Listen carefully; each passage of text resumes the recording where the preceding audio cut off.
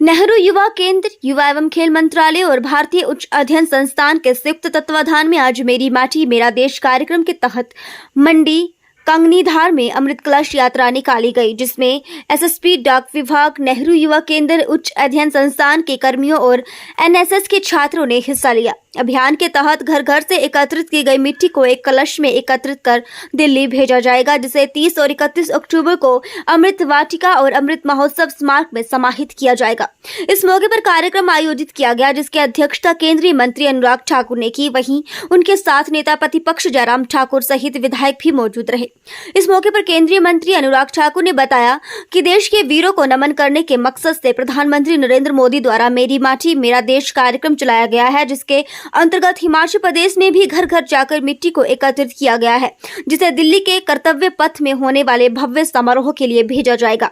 देश के लिए अपने प्राणों को न्यौछावर करने वाले वीरों को स्मरण करने और देश की एकता और विविधता के प्रतीक के लिए स्मारक स्थापित किया जाएगा, जिसमें देश के लोगों की भागीदारी भी सुनिश्चित की जा रही है। सब पूरे देश भर में धूमधाम के साथ मनाया गया और उसके अंतिम कार्यक्रम के रूप में मेरी माटी मेरा देश, वीरों को वंदन और मिट्टी को नमन, इस भाव के साथ इस कार्यक्रम की शुरुआत की गई। देश के 6 लाख से ज्यादा गांव में करोड़ों घरों से मिट्टी एकत्र करके, वीरों को वंदन करके अमृत वाटिका, जहां गांव से लेके ब्लॉक से लेके प्रदेश की राजधानी तक बनेगी, वहीं पर देश की राजधानी में भी इंडिया गेट के पास अमृत वाटिका बनेगी।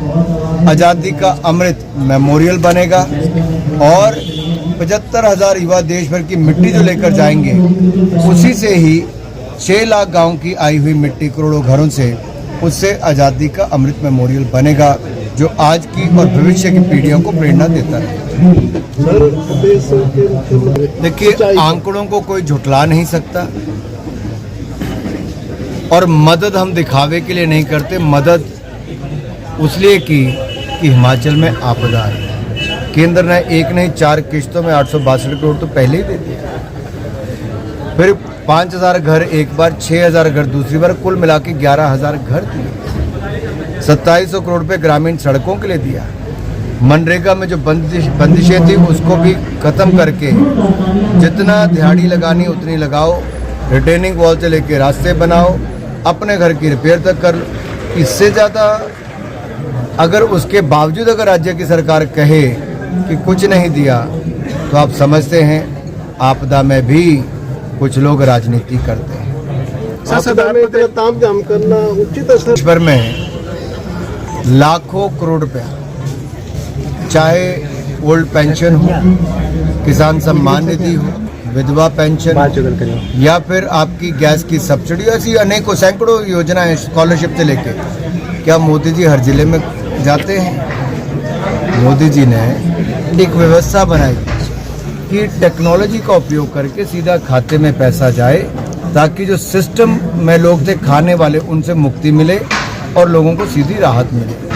वो करते हैं हम लोग जो देश के स्तर पे हैं। ये तो व्यक्ति पर निर्भर करता है किसको कैसे करना है। सर, सरदार पटेल कहूँगा, छोड़ेंगे, मैं इतना ही कहूँगा कि कुछ दे नहीं सकते तो छीनो तो मत। और सरदार पटेल जी ने तो देश को एकजुट किया।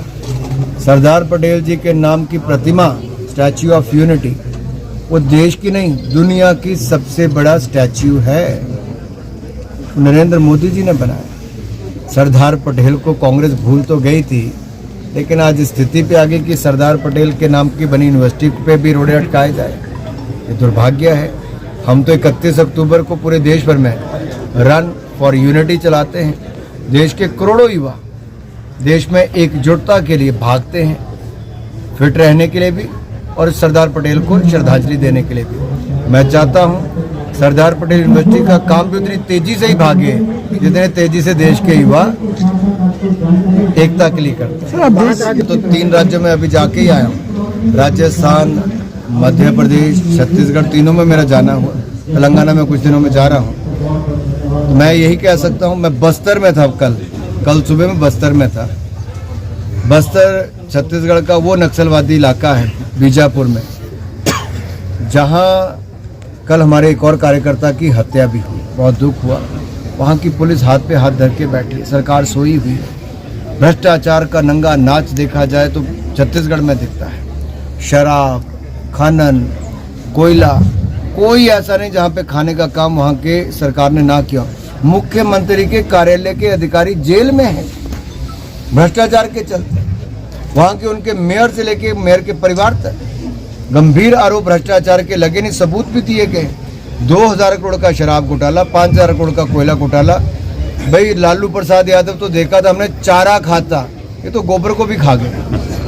गोबर घोटाले में गोठान घोटाला कितना, सैकड़ों करोड़ रुपए का। ये कैसी सरकार है? कोयला नहीं छोड़ा, शराब नहीं छोड़ी, और शराब के लिए गंगा जल की कसम सौगंध खाई थी कि शराब मुक्त छत्तीसगढ़ को करेंगे। घर घर शराब की सप्लाई कर दी कोविड के समय। सर